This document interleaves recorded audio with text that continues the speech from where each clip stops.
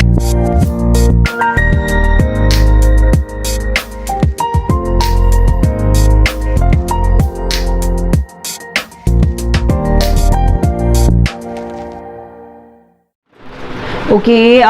welcome to my class. Okay, so my name is Sarika Malhotra and I am your SST faculty in Toppers tutorial. And what we are going to do right now, जब हम social studies subject पढ़ रहे हैं तो बहुत सारे बच्चे subject को बहुत ही अनइंटरेस्टिंग, बहुत ही डल समझते हैं and they feel sleepy when they are about to study this subject, right. तो लिटरली अगर मैं कहूँ ये सब्जेक्ट को अगर आप जैसे कंसीडर करते हो बहुत ही डल और बोरिंग, वो वैसा है नहीं, ठीक है। क्योंकि कहते हैं ना, ये डिपेंड करता है आपके पढ़ने के ऊपर कि आप उस सब्जेक्ट को किस तरह से लेके जा रहे हो, किस तरह से उस सब्जेक्ट को पढ़ रहे हो, आपका वे ऑफ स्टडी क्या है, ठीक है।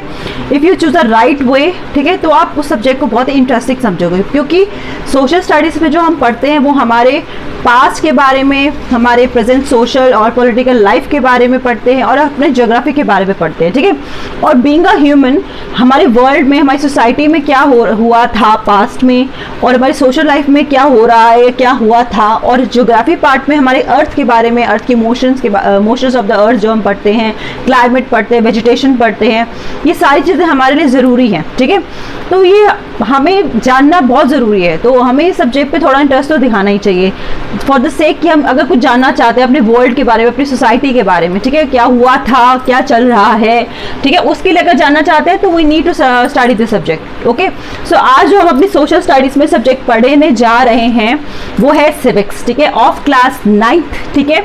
और चैप्टर 1 हमारा है जिसका नाम है what is democracy and why is democracy, right. तो what is democracy and why is democracy, ये हमारे चैप्टर का नाम है। ओके, तो अब हम स्टार्ट करेंगे इस चैप्टर को ज़रा, ठीक है। और जब मैं इस चैप्टर को स्टार्ट करने जा रही हूँ आपके सामने, तो ज़रा अब इसके बारे में हम देखिए जरा इसके इंडेक्स में कौन कौन से टॉपिक्स हैं हमारे जो कवर होते हैं, ठीक है। तो इसमें जो हम टॉपिक्स कवर करेंगे वो हमारे टॉपिक्स होंगे what is democracy, features of democracy and why is democracy. तो ये हमारे 3 मेन टॉपिक्स हैं जो हम इस चैप्टर में फिलहाल कवर करेंगे हमारी इस पीपीटी प्रेजेंटेशन में, फाइन। तो जस्ट स्टार्ट करते हैं, we start with the definition first, okay. तो पहले हम डेफिनेशन से स्टार्ट करते हैं। तो व्हाट इज डेमोक्रेसी, देखो, democracy is a form of government in which the rulers are elected by the people, okay. ये वो फॉर्म ऑफ गवर्नमेंट है जहाँ पे जो सरकार है, जो शासक है, ठीक है, यानी कि जो रूलर है उसे कौन चुन रहा है, वो रिप्रेजेंटेटिव को कौन चुन रहा है, हमारे people, people people people, okay. So बेटा ये पीपल है क्या, क्या एक पीपल है, 2 पीपल है, वो वाला पीपल पेड़ वाला पीपल है, कौन से पीपल है, देखो ये पीपल जो हैं ये वो पीपल हैं जो 18 साल से ऊपर हैं, और those who have voter ID cards and allowed to vote, ये वो पीपल है, ठीक है, जो 18 साल से ऊपर है, बालिग है, और जिनके पास वोटर आईडी कार्ड है, जिनके पास अधिकार है वोट करने का, बीइंग इंडियन, लाइक हमारा जो इंडिया है, कॉन्स्टिट्यूशन ने तो हम सबको अधिकार दे रखा है ना, we all have right to vote, right, सबके पास है ना, those who are above 18 years old, ठीक है। तो इसमें आपके मेल, फीमेल, सीनियर सिटीजन्स, आपके बूढ़े जो हैं, बच्चे जो 18 साल से ऊपर है वो वाले, ठीक है, हर तरह की कैटेगरी के लोग इसमें आते हैं, ठीक है। माइनॉरिटी हो, एससी हो, ओबीसी हो, एसटी हो, सारे के सारे इसके अंदर आते हैं। तो हमारे अंदर ये कोई वो नहीं है कि माइनॉरिटी वोट नहीं देगी या एससी वाले वोट नहीं देंगे या एसटी वाले वोट नहीं देंगे, ऐसा कुछ नहीं है, ओके भाई। तो अब हम जरा स्टार्ट करते हैं डेफिनेशन से, ठीक है। तो एक बार डेफिनेशन पे नजर मारो। Democracy is a form of government in which the rulers are elected by the people, right. तो ये समझ में आया, पीपल कौन है और शासक कौन है। ये जो रूलर है वो क्या करेगा, जो रूलर है वो आपके लिए क्या बनाएगा, पॉलिसीज या रूल्स बनाएगा on behalf of us, because we directly choose them, ठीक है। हमने उसे चुना है हमारे कार्य के लिए, हम इस लीडर को चुना है, तो वो कार्य करेगा, हमारी ग्रीवेंसेस को सुनेगा, उसे सॉल्व करेगा, ठीक है। तो अब हम आगे बढ़ते हैं, एक और छोटी सी डेफिनेशन देख लेते हैं। वो डेफिनेशन हमें किसने दी है, अब्राहम लिंकन, ओके।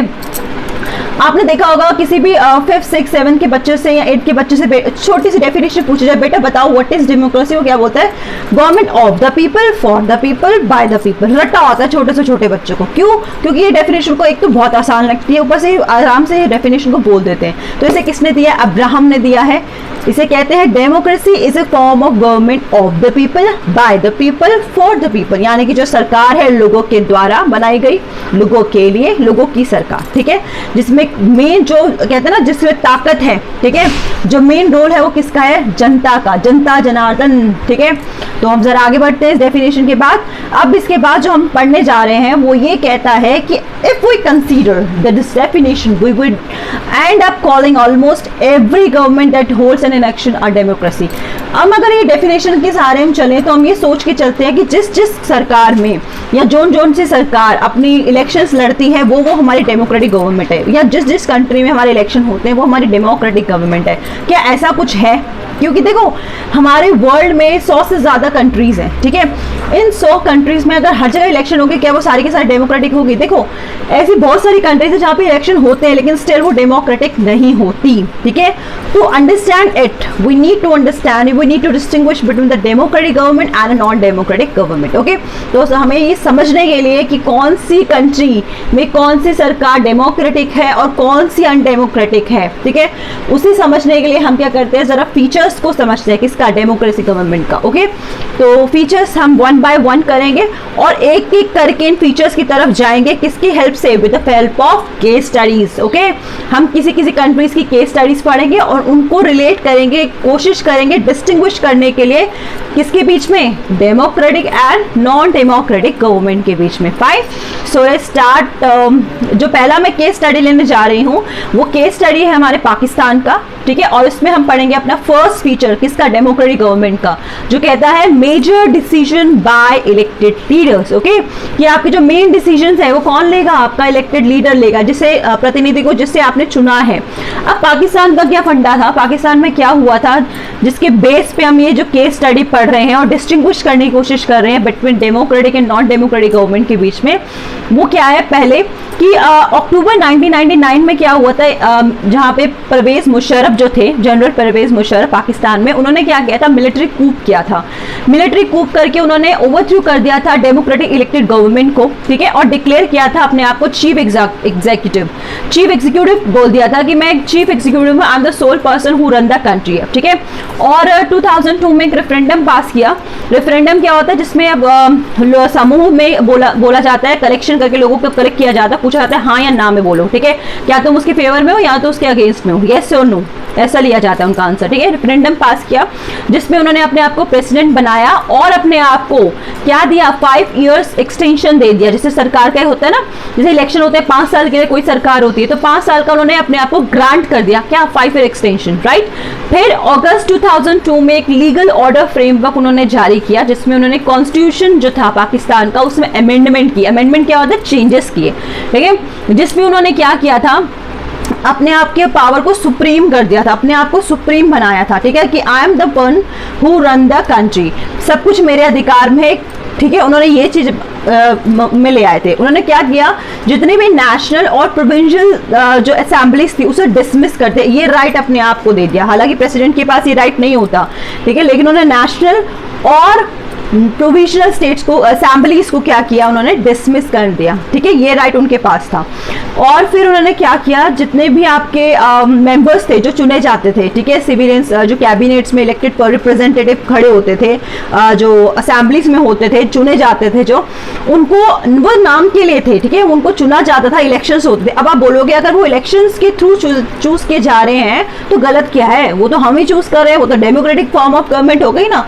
बेटा जो कैबिनेट में हम जो चुनते थे ना मेंबर्स को, वो हम चुनते जरूर थे लेकिन वो नाम के लिए चुने जाते थे, मतलब उनको अथॉरिटी नहीं थी कुछ करने की। वो सारे के सारे कैबिनेट मेंबर्स किसके सुपरविजन के अंदर थे, नेशनल सिक्योरिटी काउंसिल एनएससी के अंदर थे, यानी कि नेशनल सिक्योरिटी काउंसिल के अंदर थे। और इसमें कौन थे लोग, ये नेशनल सिक्योरिटी काउंसिल में थे आर्मी के लोग, मिलिट्री पर्सन्स, ठीक है। और ये मिलिट्री पर्सन्स को कौन सुपरवाइज कर रहा था, ठीक है, इनके ऊपर कौन था, इनके ऊपर था जनरल परवेज मुशर्रफ, ठीक है। तो यानी कि आपकी एनएससी को भी कौन लेके चल रहा था, कौन रेगुलेट कर रहा था, कौन संभाल रहा था, आपके जनरल परवेज मुशर्रफ, ठीक है। सो फिर क्या हुआ, कि आपकी जितने भी फाइनल पावर जो थी, ठीक है, फॉर डिसीजन वो किसके पास थी, rested with military officers and general Pervez Musharraf himself. So तो ये कहना कि पाकिस्तान अंडर मुशर्रफ, जनरल मुशर्रफ के अंदर जो पाकिस्तान था वो should not be called a democratic, वो बिल्कुल भी डेमोक्रेसी कंट्री का नेम नहीं था, या डेमोक्रेटिक कंट्री का रूल नहीं का रूप नहीं था, ठीक है। ये कहना बिल्कुल सही होगा, क्योंकि वहाँ के अगर चुने भी जाते थे लोग तो वो नेशनल सिक्योरिटी काउंसिल के अंदर आते थे, और उसमें कौन थे, मिलिट्री पर्सन, और जितने भी मिलिट्री ऑफिसर्स थे, यहाँ तक कि जनरल परवेज मुशर्रफ के सुपरविजन के अंदर थे, उनके ही ऑर्डर पे वो लोग काम कर रहे थे। तो वहाँ का डिक्टेटर कौन था, वहाँ का डिक्टेटर जो था वो कौन था, जनरल परवेज मुशर्रफ। क्योंकि एक जब डिक्टेटर क्या होता है, मैंने आपको अगर आपने पढ़ा होगा, डिक्टेटर वो पर्सन होता है when the power is only in one hand, ठीक है। जब कोई पावर किसी कार्य को करने की ताकत सिर्फ एक बंदे के हाथ में होती है तो वो क्या है, वो डिक्टेटरशिप है। तो यहाँ पे तो जो जनता जनार्दन जिन लोगों को चुन भी रही है तो उनके पास इतना अधिकार है ही नहीं, वो नाम के लिए चुने गए हैं। वो कार्य किसके अकॉर्डिंग कर रहे हैं, परवेज के अकॉर्डिंग कर रहे हैं, वो मिलिट्री ऑफिसर्स के अकॉर्डिंग कर रहे हैं, एनएससी के अकॉर्डिंग कर रहे हैं, और जिनको सबको कौन चला रहा है, जनरल परवेज मुशर्रफ, राइट। तो इस तरह का फंडा हुआ था। तो इससे हमारे को पहला फीचर हमारा डिस्टिंग्विश हो चुका है, जो ये कहता है कि in a democracy the final decision making power must rest with those elected by the people, ठीक है, नॉट इन वन हैंड, किसी एक हाथ में नहीं होना चाहिए। सो इसको हम थोड़ा और आगे पढ़ेंगे, ठीक है। आगे का फीचर हम डिस्कस करने जा रहे हैं, to distinguish between democratic and non democratic government, right. तो free and fair electoral competition, free and fair electoral competition मतलब जहाँ पे आपने देखा हो जो इलेक्टोरल कंपटीशन होता है वो किसके बीच में होते हैं, पॉलिटिकल पार्टीज के बीच में होते हैं। एक पार्टी होती है जो रूलिंग पार्टी बनती है, एक अपोजिशन पार्टी होती है, तो उनके बीच का जो युद्ध होता है, उनके बीच का जो प्रतियोगिता होती है वो किस तरह की होती है, पॉलिटिकल पार्टीज के बीच में इलेक्टोरल होती है, ठीक है।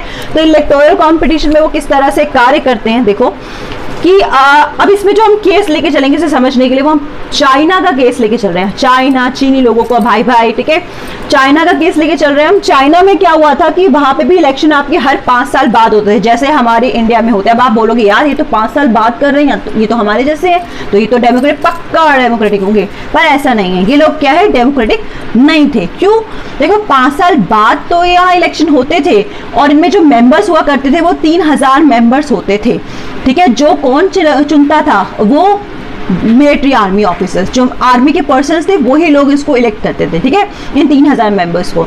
और उनमें से कौन चुना जाता था, अपॉइंट किया जाता था, क्या, president of the country, president of the country, right. तो आपका जितने भी बिफोर कंटेस्टिंग इलेक्शन, अगर किसी को इलेक्शन लड़ना भी होता था तो कैंडिडेट को अप्रूवल की जरूरत होती थी सीसीपी से, ठीक है। सीसीपी मतलब चाइनीज कम्युनिस्ट पार्टी के हाथ से, ठीक है। यानी कि अगर आपको मेंबर बनना है और मेंबर से जो आपका प्रेसिडेंट चुना जाएगा वो वही बंदा होगा जो सीसीपी अप्रूव करेगा, यानी कि चाइनीज कम्युनिस्ट पार्टी जिसे अप्रूव करेगी। तो बेटा यार देखो ना, अगर आपको किसी का इलेक्शन लड़ने के लिए किसी के अप्रूवल की जरूरत हो रही है, ठीक है, ऑब्वियस ही बात है जो बंदा मेंबर बनेगा और उनमें से जो प्रेसिडेंट चुना जाएगा वो तो की सरकार का होगा ना। तो यानी कि डायरेक्टली और इनडायरेक्टली जो government is always form by the communist party. तो यार यहाँ पे तो कोई चॉइस ही नहीं है, और हमारा जो होना चाहिए, हमारे पास तो चॉइस होनी चाहिए ना, वोटर के पास अपना अधिकार होना चाहिए कि वो अपने रूलिंग पार्टी या अपोजिशन पार्टी में से किस में से अपना कैंडिडेट, अपना नेता चुनता है। अपने रिप्रेजेंटेटिव को चूज करने के लिए a voter must have right at least, समझ में आया। और यहाँ पे वोटर के पास कोई राइट नहीं है, समझ में आया। तो यहाँ पे जो कंपटीशन हो रहा है इलेक्टोरल वो फ्री एंड फेयर नहीं है, तो हम इसको डेमोक्रेटिक का फीचर नहीं बोल सकते। यहाँ पे डेमोक्रेटिक फीचर को वायलेट किया जा रहा है, ठीक है, खंडन हो रहा है किसका, फीचर का, कौन सा, डेमोक्रेटिक गवर्नमेंट का। तो ये भी नहीं है, ठीक है, चाइना भी नहीं है। बात, चलो अब आगे बढ़ते हैं। अब हमारा अगला है कि अगले फीचर में हम बात कर रहे हैं, ठीक है, मैक्सिको की, राइट। आपका मैक्सिको की हम बात करें। अब मैक्सिको जो है, मैक्सिको के केस में जो हम फीचर पढ़ेंगे, अब इसमें देखो क्या हुआ था कि मैक्सिको को अपना इंडिपेंडेंस मिल गया था 1930 में। यहाँ पे भी इलेक्शन होते थे और एक ही पार्टी थी जो हमेशा जीतती थी, institutional revolutionary party, PRI. PRI मतलब इंस्टीट्यूशनल रिवोल्यूशनरी पार्टी, जो हमेशा जीतती थी, ठीक है। क्यों जीतती थी, क्योंकि वो लोग गलत तरीके से, फ्रॉड तरीके से, मल प्रैक्टिसेस करके जीतते थे। कैसे, अब मैं ये आपको free and fair electoral competition के एग्जाम्पल्स दे रही हूँ, केस स्टडी समझा रही हूँ। पहले मैंने चाइना का बताया, अब मैं आपको दूसरा मैक्सिको का बता रही हूँ। अब मैक्सिको में किस तरह का चीज़ हुई थी जिससे हम डिस्टिंग्विश कर सकते हैं डेमोक्रेटिक और नॉन डेमोक्रेटिक के बीच में। देखो पीआरआई पार्टी थी जो हमेशा जीतती थी, चाहे कोई भी पार्टी उनके सामने खड़ी हो। ऐसा नहीं था कि वहाँ विरोधी नहीं थे, विरोधी थे, अपोजिशन थे, सब कुछ थे, लेकिन जीतते कौन से थे? पीआरआई ही जीतते थे। इंस्टीट्यूशनल रिवोल्यूशनरी पार्टी ही हमेशा जीतती थी, क्योंकि वो क्या करते थे? फ्रॉड करते थे, मल प्रैक्टिसेस करते थे। ठीक है, अब वो किस तरह के टैक्टिक्स इस्तेमाल करते थे अब हम वो पढ़ेंगे। देखो जितने भी आपके गवर्नमेंट एम्प्लॉयज थे, ठीक है, वो उनको फोर्स किया जाता था कि वो पीआरआई की मीटिंग को अटेंड करें। अब जितने भी आपके टीचर्स थे उनको फोर्स किया जाता था कि वो उनके बच्चों के पेरेंट्स को कंपेल करें कि वो हमारी पार्टी के बंदों को वोट करें। ठीक है, और क्या होता था? मीडिया को फोर्स किया जाता था कि तुम कुछ भी गलत, हमारे नेगेटिव साइड हमारी पीआर पार्टी के बारे में नहीं दिखाओगे। If you want to broadcast something, अगर आपको कुछ ब्रॉडकास्ट करना है तो you will only show the negative side of opposition party. ठीक है, तो इस तरह के उनके ऊपर लगाए गए कि आप करोगे तो अपोजिशन पार्टी की नेगेटिव साइड दिखाओ, हमारी नहीं। फिर जितने भी पोलिंग बूथ्स होते थे जहाँ पे वोट डालने जाते थे लोग, उनको उठा के दूसरी जगह पे ले जाया जाता था। और those who know about those polling booths they got for and vote. ठीक है, जिनको उसके बारे में पता होता था वो बंदे जाते थे और वोट डाल के आया जाते थे। तो इस तरह के षड्यंत्र रचे जाते थे मैक्सिको में। तो क्या आपको लगता है ये free and fair electoral competition होते होंगे? नहीं। हालांकि ये लोग अपने आप को डेमोक्रेटिक बोलते हैं, but they are not democratic at all, because यहाँ पे भी वॉयलेट हो रहा, आपका वॉयलेशन हो रहा है। किसका वॉयलेशन हो रहा है? आपके सेकंड फीचर का, किसका? डेमोक्रेटिक गवर्नमेंट का। ठीक है, अब हम आगे बात करते हैं कि democracy must be based on a free and fair electoral competition, okay, where those currently in power have a fair choice of losing, right. तो ये चीज़ आप ध्यान रखोगे। अब हम बात करते हैं अपने नेक्स्ट थर्ड फीचर की। आई थिंक थर्ड फीचर की हम बात कर रहे हैं। In a democracy each adult citizen must have one vote and each vote must have one value। समझ में आया? तो हम यहाँ पे बात कर रहे हैं कि हमारे डेमोक्रेटिक गवर्नमेंट में हर बंदे के पास, हर सिटीजन के पास अधिकार है कि वो अपना वोट देंगे, और हर बंदा जो वोट देगा एक उसकी अपनी एक वैल्यू होगी। ठीक है, तो अब हम इसको थोड़ा अच्छे से समझते हैं और हम डिस्कस करते हैं उन कंट्रीज़ के बारे में जहाँ पे ये राइट नहीं मिल रहे या हर सिटीजन को इक्वली राइट नहीं मिलते। तो पहला हम केस ले रहे हैं सऊदी अरेबिया का, जहाँ पे 2015 तक ये था केस कि सऊदी अरेबिया में जो विमेंस होती थी, they find it difficult to vote, they have no right to vote. Okay, तो उनके पास कोई वोटिंग राइट नहीं है। ठीक है, कोई वोटिंग राइट नहीं थे, they did not have right to vote. कौन? किसको? सऊदी अरेबिया की विमेंस को। और एक केस लेते हैं एस्टोनिया का। एस्टोनिया में क्या था कि जितनी भी आपके रशियन कम्युनिटी थी, minority, they defined it difficult to vote. ठीक है, उनको भी राइट नहीं था, they find difficult to get the right to vote. अब हम बात करते हैं फिजी की। फिजी का अगर हम केस स्टडी लेते हैं तो फिजी एक जगह का ही नाम है।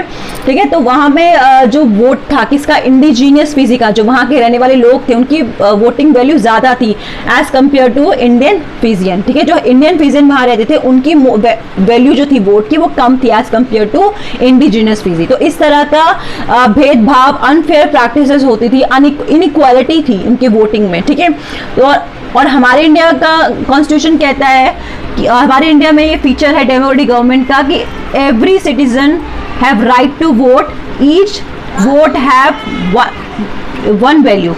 समझ में आया? अब हम बात करते हैं आपके लास्ट फीचर की। किसका? लास्ट फीचर डेमोक्रेटिक गवर्नमेंट का, जो कहता है rule of law and respect for rights. ठीक है, यहाँ पे हम जो केस स्टडी पढ़ेंगे वो पढ़ेंगे जिम्बाब्वे की, हमारी कंट्री है जिम्बाब्वे, उसका पढ़ रहे हैं केस स्टडी डिस्टिंग्विश करने के लिए between democratic and non democratic government. तो जिम्बाब्वे में क्या था? जिम्बाब्वे में जब उनको इंडिपेंडेंस मिली 1980s के पास, तब वहाँ पे एक पार्टी थी जो बहुत ही अच्छी चल रही थी, बहुत ही सही तरह से काम कर रही थी, रूलिंग पार्टी थी। वो नाम था उसका जानू पीएफ। ठीक है, वहाँ के जो लीडर थे, ठीक है, रॉबर्ट मुगाबे, जो क्या बने? प्रेसिडेंट भी बने। वो बहुत पॉपुलर थे, किसी अच्छी चीज के लिए पॉपुलर नहीं थे, वो पॉपुलर थे अपने टैक्टिक्स की वजह से। टैक्टिक्स मतलब जो षड्यंत्र, वो जो मल प्रैक्टिसेस, जो फ्रॉड तरीके से वो कार्य कर रहे थे, इलेक्शंस को जीत रहे थे, इस वजह से वो बहुत पॉपुलर थे। अब वो क्या करते थे? उन्होंने क्या किया? कॉन्स्टिट्यूशन को भी बदल दिया था। उन्होंने सबसे ज्यादा पावर अपनी प्रेसिडेंटशिप को दे दी थी, यानी कि प्रेसिडेंट को ही सारी पावर्स दे दी थी, और अकाउंटेबिलिटी अपनी कम कर दी थी, मतलब जो आंसरेबिलिटी थी उनकी वो कम कर दी थी, और जो पावर्स थी प्रेसिडेंट की वो बढ़ा दी थी, इस पे कॉन्स्टिट्यूशन में अमेंडमेंट करके। ठीक है, तो जब उन्होंने ऐसा किया तो किस तरह के षड्यंत्र उन्होंने करे कि ऑपोजिशन पार्टी को बहुत ज़्यादा हेरेस किया गया, ठीक है, कि जो भी उनके खिलाफ आवाज़ उठाता था तो उनको हेरेस करते थे, ठीक है, उनकी मीटिंग को ख़त्म कर डिस्टर्ब करते थे, इस तरह से कार्य करते थे। पब्लिक प्रोटेस्ट से डेमोन्स्ट्रेशन लोग निकालते थे तो उन लोगों को हेरेस किया जाता था। टेलीविजन रेडियो को उन्होंने अपने अंडर कंट्रोल कर लिया था कि दिखाया जाएगा तो सब पॉजिटिव दिखाया जाएगा प्रेसिडेंट मुगाबे के बारे में, कुछ नेगेटिव साइड नहीं दिखाई जाएगी, ठीक है। गवर्नमेंट यहाँ तक कि वहाँ पे हरेस करती थी जर्नलिस्ट को, जो इंडिपेंडेंट न्यूज़पेपर जो उनके खिलाफ लिखते थे उनको हरेस करते थे, उनको जेल में भी डाल दिया करता था। कौन? ये मुगाबे प्रेसिडेंट था जो जिम्बाब्वे का। इस तरह के लोगों के साथ वो अत्याचार कर रहा था, लोगों को हरेस कर रहा था जो उसके नेगेटिव साइड में यानी कि उनके अगेंस्ट जाते थे जो, ठीक है। तो अब देखो जरा, हम देखते हैं जो एग्जाम्पल है जिम्बाब्वे का, ये हमें क्या शो करता है, हमें क्या पता चलता है कि जो पॉपुलर अप्रूवल है रूलर्स का is a necessary in a democracy but not sufficient, ठीक है। पॉपुलर होना किसी लीडर का, ठीक है, किसी रूलर का बहुत सही चीज है डेमोक्रेसी में, लोगों से पसंद करे, जनता का प्रतिनिधि जो चुना गया वो बहुत प्रिय है, लेकिन वो काफी नहीं है, वो सही भी तो होना चाहिए। अगर वो गलत तरीके से वो कार्य को फ्रॉड तरीके से कर रहा है, टैक्टिक्स कर रहा है, तो वो सही नहीं है ना। एक तो ये चीज हमें पता चल रही है। दूसरा, जो popular government can be undemocratic, जो पॉपुलर गवर्नमेंट है वो भी अनडेमोक्रेटिक हो सकती है वो लोगों की ग्रीवेंसेस को नहीं सुन रही है, उनको हरेस करे, तो कहाँ की अच्छी सरकार। फिर popular leaders can be autocratic, popular leaders वो कभी कभार ऑटोक्रेटिक होते हैं, ऑटोक्रेटिक भी हो सकते हैं, कहने का मतलब जो अपनी चलाते हैं, ठीक है, अपनी सुनते हैं, अपने अकॉर्डिंग करते हैं, ठीक है, अपने आप को सुप्रीम समझते हैं और किसी की ना सुननी है ना दूसरों को राइट देना कि वो अपने लोग अपने अपनी बातों को एक्सप्रेस कर सकें, ठीक है। सो अब हम जो बात कर रहे हैं वो इसकी कि democratic government rules within limits set by constitution laws and citizen rights, ठीक है। तो हमारी डेमोक्रेटिक गवर्नमेंट को क्या चाहिए कि वो किसके अंतर्गत काम करे, लिमिट के अंदर जो कॉन्स्टिट्यूशन ने उनको दे रखी है, ठीक है, और उसे रिस्पेक्ट करनी चाहिए सिटीजन राइट्स को। हमारे कॉन्स्टिट्यूशन ने हमें फंडामेंटल राइट्स दिए ना, right to equality, right to freedom, right against exploitation, ठीक है, राइट टू रिलीजन और राइट टू कॉन्स्टिट्यूशनल रेमेडीज, ठीक है। ये सारे जो राइट्स हमें दे रखे फंडामेंटल सिटीजन राइट्स है, उसकी रिस्पेक्ट करनी चाहिए हमको, ठीक है। हमें उनके और कॉन्स्टिट्यूशन ने जो लिमिट सेट कर रहे हैं उसके अंडर हमें काम करना है गवर्नमेंट को, उसके बाहर नहीं जाना, समझ में आया। कॉन्स्टिट्यूशन में अमेंडमेंट जरूर हो सकती है बट उसके लिमिट से बाहर नहीं जाना आपने, ठीक है। आपको किसी को एक्सप्लॉइट नहीं करना, किसी की राइट का कहते हैं ना, किसी को राइट से वंचित नहीं रखना, किसी के राइट का वॉयलेशन नहीं करना आपने, ठीक है। तो अब हम आगे बढ़ते हैं।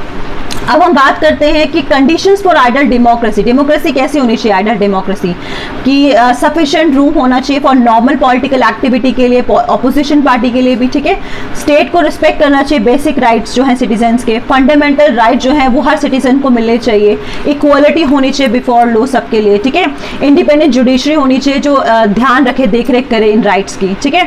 एंड लास्ट जो हम बात कर रहे हैं, how a democratic government should work, एक डेमोक्रेटिक गवर्नमेंट को किस तरह से कार्य करना चाहिए। रिस्पेक्ट मिलनी चाहिए सभी माइनॉरिटीज को, ऐसा नहीं है कि आप मेजॉरिटी को ध्यान दे रहे हो माइनॉरिटी को निग्लेक्ट कर रहे हो, ऐसा नहीं होना चाहिए, ठीक है। एवरी मेजर डिसीजन जो है वो कंसल्टेशन के साथ करनी चाहिए, ऐसा नहीं है कि अपनी मर्जी से कुछ भी करो, एक्सपर्ट्स की राय लो, ठीक है, बेशक डिले हो लेकिन आप कंसल्टेशन लो, या ये करना से लोगों का कितना फायदा हो रहा है, कौन से कोई ऐसा ग्रुप तो नहीं जिसको, कोई ऐसे माइनॉरिटी ग्रुप तो नहीं जिसका इससे वायलेशन हो जाए उनके राइट का, या वो किसी खतरे का सामना करना पड़े, उसके कॉन्सिक्वेंसेस क्या होंगे डिसीजन के, ये सब जान लेने चाहिए, ठीक है। कॉन्स्टिट्यूशन एंड लॉ को assign certain rights and responsibility to every office bearer, ठीक है। अकाउंटेबल होना चाहिए किससे, सिटीजन्स एंड अदर ऑफिशियल्स, ठीक है। तो ये सारे हमारे क्या है, एक स्टेप्स हैं, एक जो पॉइंट्स है जो हमने ध्यान में रखने हैं, जो हमें ये बताते हैं कि डेमोक्रेटिक गवर्नमेंट को किस तरह से कार्य करना चाहिए, ठीक है। तो आज जो हमने पढ़ा वो हमने ये पढ़ा कि what is democracy, why is democracy. So ये सेशन आज का आपको समझ आया। If you have any doubt you can come to me. Thank you.